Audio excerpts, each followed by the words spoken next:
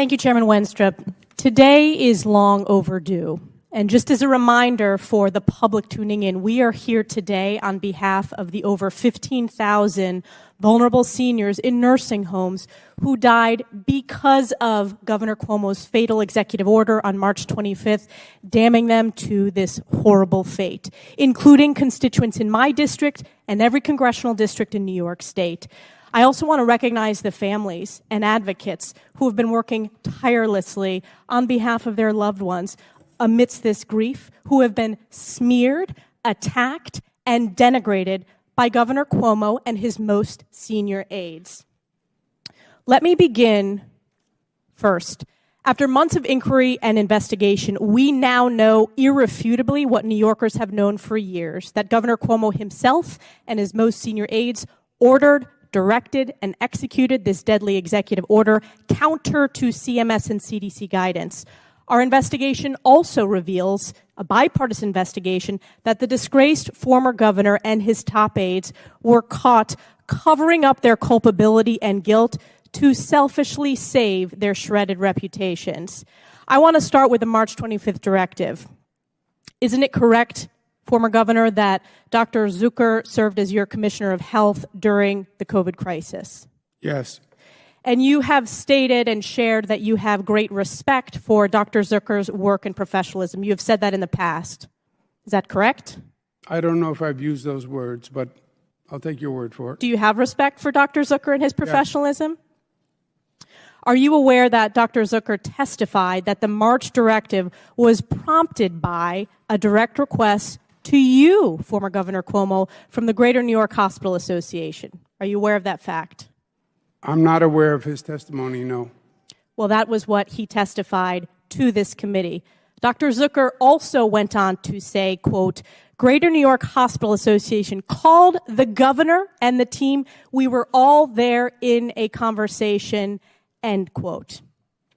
I also want to add, are you aware that another staffer at the Department of Health testified that the March 25th order did receive sign-off from the executive chamber? Are you aware of that fact?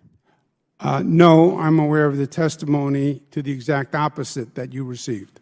That is incorrect. He said, yes, absolutely. That's not the testimony that I have before me. The testimony I have before me, when he was asked whether the March 25th order was signed off by the executive chamber, the answer was yes, absolutely. And on top of that, Dr. Zucker testified that, quote, everything goes through the governor's office. And by the way, Governor, you and I both know that under your terrible leadership in New York, everything does go through the governor's office. My follow-up is it wasn't just the directive itself, Governor, it was the cover-up. This investigation found that you, former governor, and your most senior aides made a deliberate decision to exclude certain COVID-19 related nursing home deaths to hide and undercount the actual mortality rate in nursing homes. And for the public, Governor Cuomo changed the methodology of counting nursing home fatalities to exclude out-of-facility deaths, to undercount those.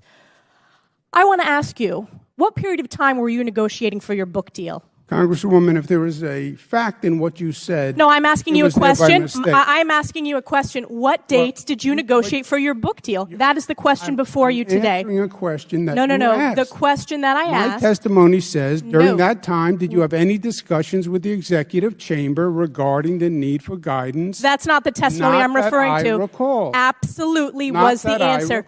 Governor, absolutely. You're throwing your staff under the bus. You are culpable for this. My question to you is, when were you negotiating for your multi-million-dollar advance deal for your book as seniors were dying in nursing homes? That is the question in front of you. You can't make up facts, Congresswoman. You're the one making up facts. You're the one who undercounted nursing home deaths. You're the one who I want to ask right now.